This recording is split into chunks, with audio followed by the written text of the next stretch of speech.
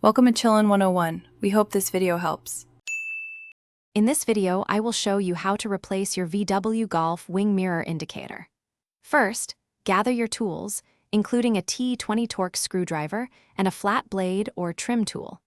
Always ensure your vehicle's ignition is completely off before starting any work. Familiarize yourself with the mirror assembly. Knowing its parts will make the process smoother and prevent accidental damage. Next, we'll remove the mirror glass. Gently tilt the mirror to create a gap, then use a plastic trim tool or your hands to carefully pry it away from the housing. Be mindful of the clips holding it in place. If your mirror is heated, you'll find two wires connected to the back. Carefully disconnect these. Store the glass in a safe, padded location to prevent damage. With the mirror glass removed, you can now access the indicator. You'll need to remove a few T20 Torx screws, typically around 5, that secure the mirror's internal components and outer cover.